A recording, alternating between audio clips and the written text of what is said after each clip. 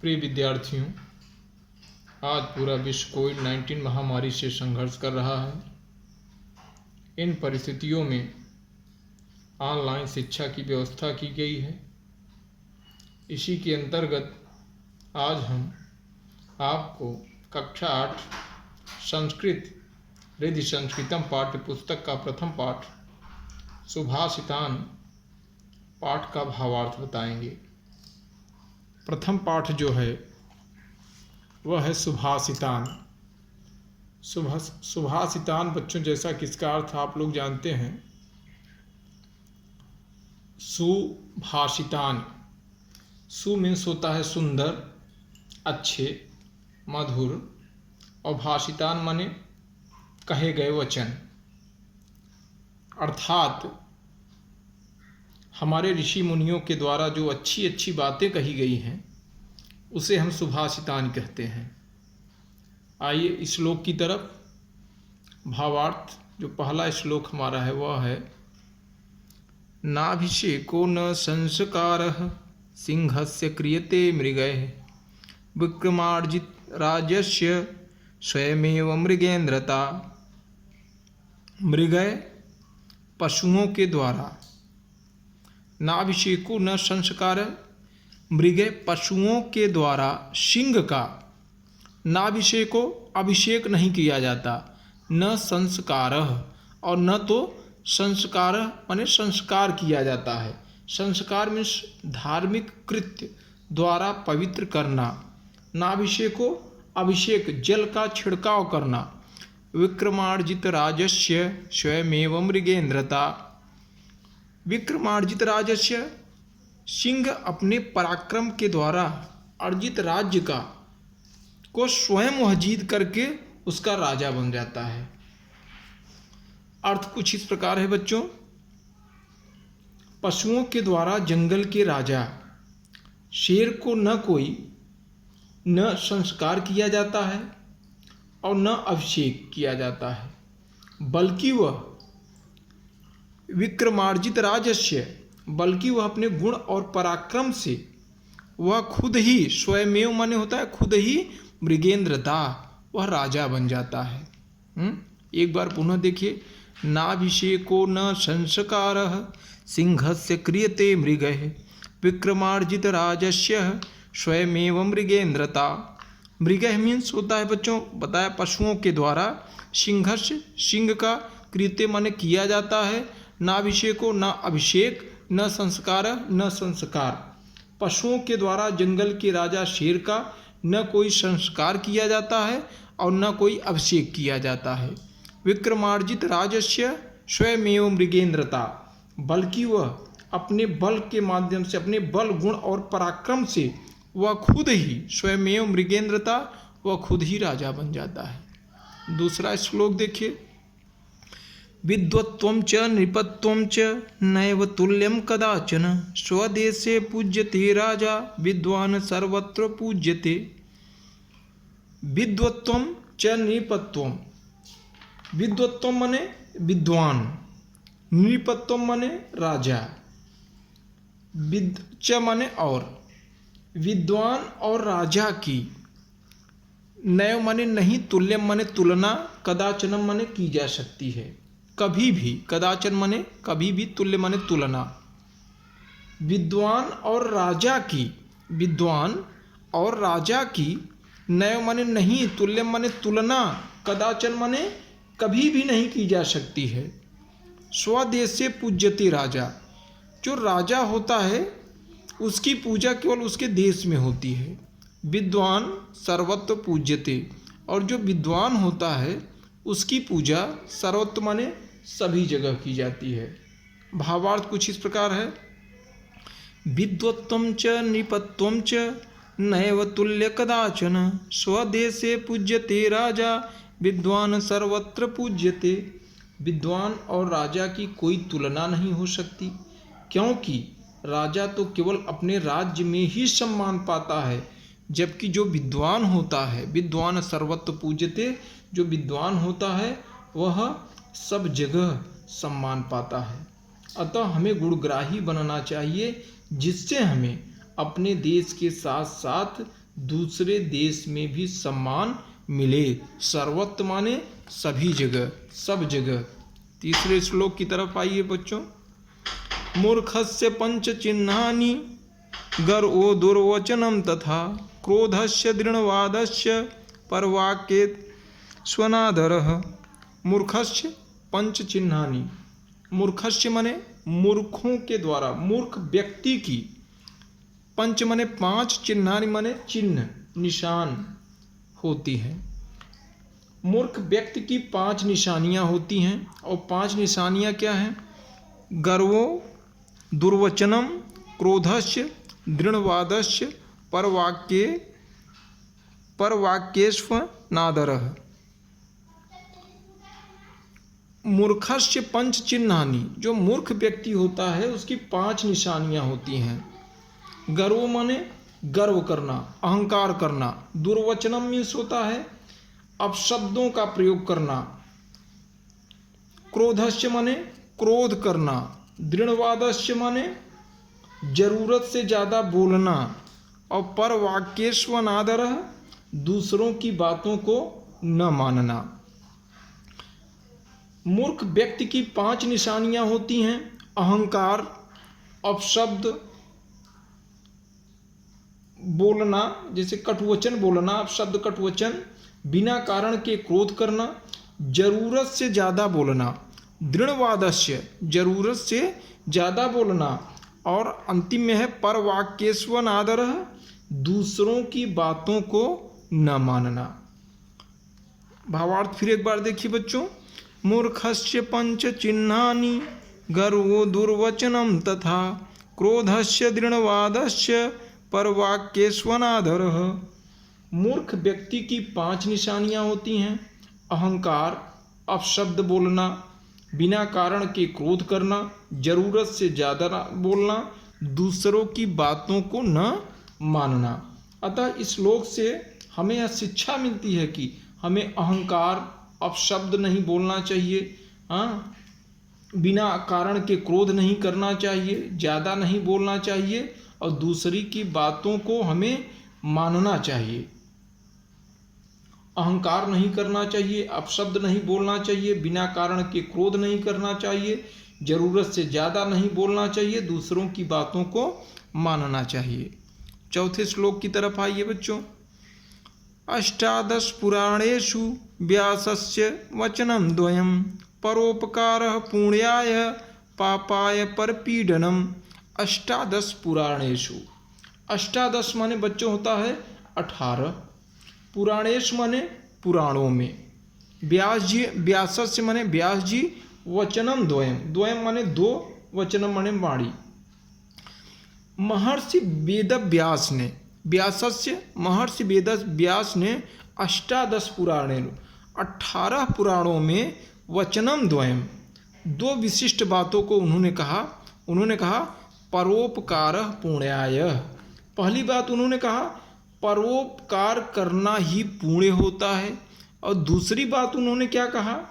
उन्होंने कहा कि पापाय पर पीडनम, दूसरों को पीड़ा देना पाप होता है। पापाय माने पाप, पर माने दूसरों को, पीडनम माने पीड़ा देना, पापाय पाप होता है। इस श्लोक पुनः एक बार देखिए बच्चों। अष्टादश पुराणेषु व्यासस्य वचनं द्वयं परोपकारः पुण्याय पापाय परपीडनम। महर्षि वेदव्यास ने 18 पुराणों में, अष्टादश 18 पुराणों में दो विशिष्ट वचनम द्वयम, दो विशिष्ट बातों को उन्होंने कहा। परोपकारः पुण्याय, परोपकार करना ही पुण्य होता है, और दूसरों को पीड़ा देना, पापाय परपीडनम, दूसरों को पीड़ा देना पाप होता है। अर्थात हमेशा परोपकार हमें करना चाहिए और दूसरों को पीड़ा नहीं पहुंचाना चाहिए।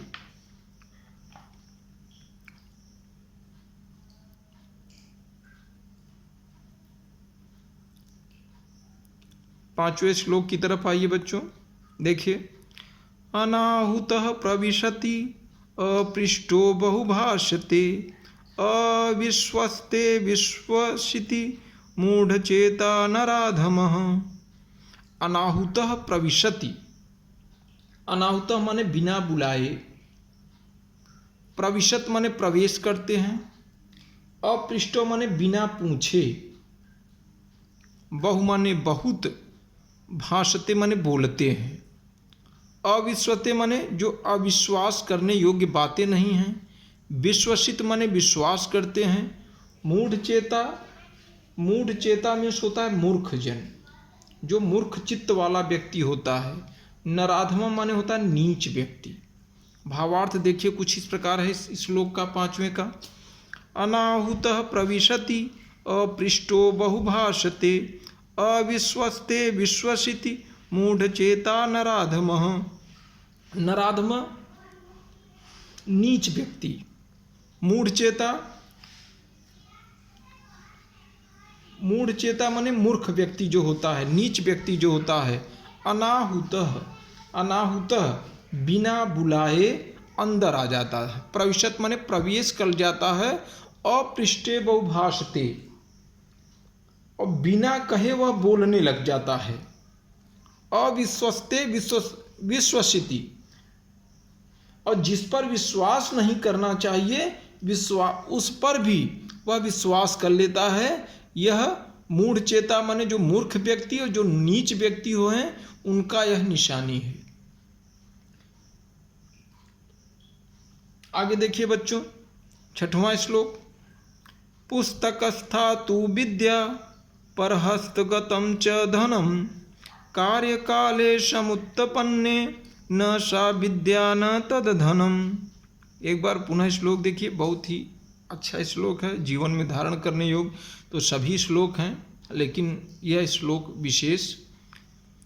पुस्तकस्साम तु विद्या परहस्तगतं च धनम कार्यकाले समुत्पन्ने न सा विद्या न तद धनम। पुस्तकस्थाम, पुस्तकस्था पुस्तक में विद्यमान विद्या, पुस्तकस्था पुस्तक में विद्यमान विद्या, तो विद्या,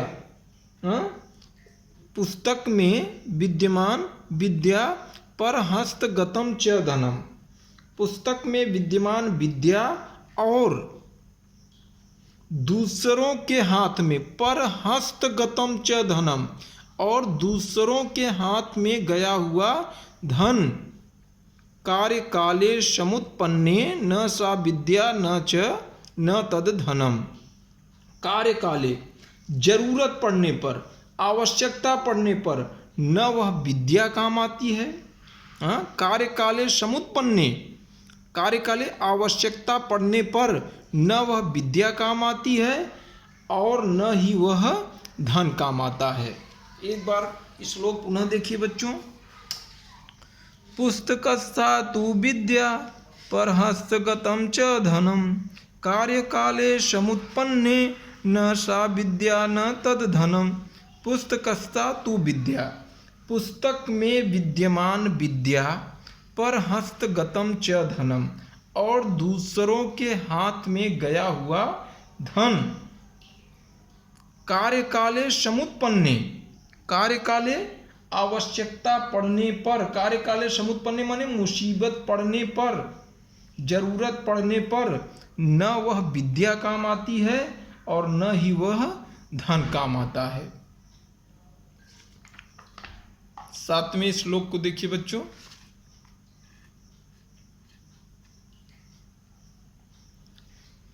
यस्मिन् देशे न सम्मानो न वृत्तिं च बान्धवः न च विद्यागमः कश्चिद् वासं तत्र वास न कारयेत। यस्मिन् देशे न सम्मानो, यस्मिन् देशे जिस देश में, न सम्मानो न कोई सम्मान हो, न वृत्तिनम च बांधवा, वृत्तिनम माने आजीविका, न कोई आजीविका का साधन हो, च माने और, बांधवा और न ही वहाँ कोई भाई बांधव हो। यस्मिन् देशे न सम्मानो न वृत्तिनं च बांधवा। यस्मिन् देशे, जिस देश में न कोई सम्मान हो, न कोई आजीविका का साधन हो, और न ही वहाँ कोई भाई बांधव हो, बांधवा भाई बंधु हो, और न ही न च माने और न ही विद्यागमः कश्चिद, और न ही वहाँ विद्या अध्ययन संभव हो, कश्चिद वासम तत्र वासम न कारयेत, संभव हो वहाँ विद्या अध्ययन संभव हो उस देश में। वासम तत्र, तत्र माने वहाँ पर, वासम माने निवास, कश्चित माने कभी भी, वहाँ पर निवास कभी भी नहीं करयते माने करना चाहिए। एक बार पुनः इस श्लोक का भावार्थ देखिए बच्चों। यस्मिन् देशे न सम्मानो न वृत्तिनं च बांधवः न च विद्यागमः कश्चिद् वासं तत्र वासं न कारयेत। जिस देश में न कोई सम्मान हो, यस्मिन् देशे न सम्मानो, यस्मिन् जिस देश में न कोई सम्मान हो, न वृत्तिनं च बांधवा, वृत्तिनं आजीविका, आजीविका और आजीविका कमाई, न कोई आजीविका का साधन हो, और न वहाँ कोई बांधवा माने भाई बंधु हो, न च विद्यागमः कश्चित्, और न ही वहाँ विद्या अध्ययन संभव हो, न च विद्यागमः, और न ही वहाँ विद्या अध्ययन संभव हो, कश्चिद् वासम तत्र वासम न कारयेत। कश्चित माने कभी भी, वासम माने वास करना चाहिए, निवास करना चाहिए, तत्र माने वहाँ पर, न कारयेत न वहाँ पर विद्या का जब साधन हो, उस देश में हमें कभी भी नहीं रहना चाहिए, कभी भी उस देश में हमें निवास नहीं करना चाहिए। आगे देखिए श्लोक, अंतिम श्लोक है बच्चों, उपयोगी भी है। आलस्यम ही मनुष्याणाम शरीरस्थो महारिपुः नास्त्युद्यम समो बंधु कृत्वायः नावशीदति। आलस्यम ही मनुष्याणाम शरीरस्थो महारिपु,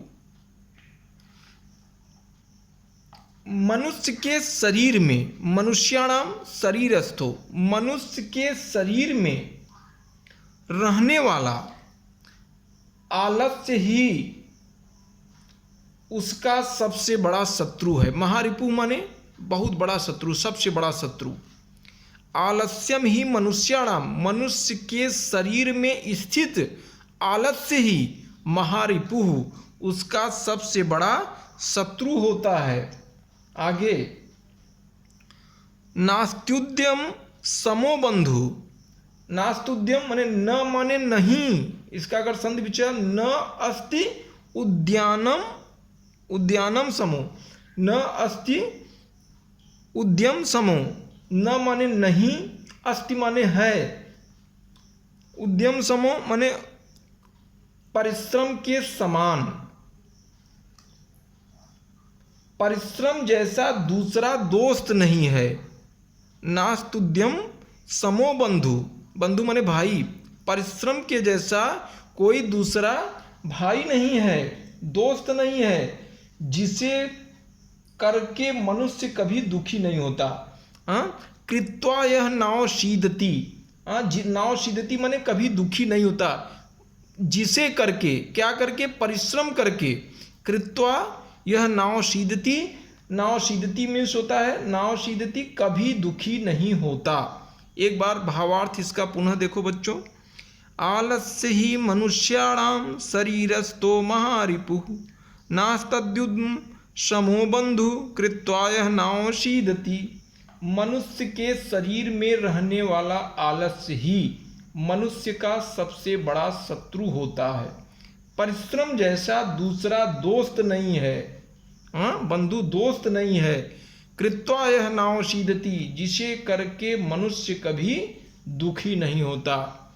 निश्चित रूप से आप सुभाषितान पाठ का भावार्थ समझ चुके होंगे।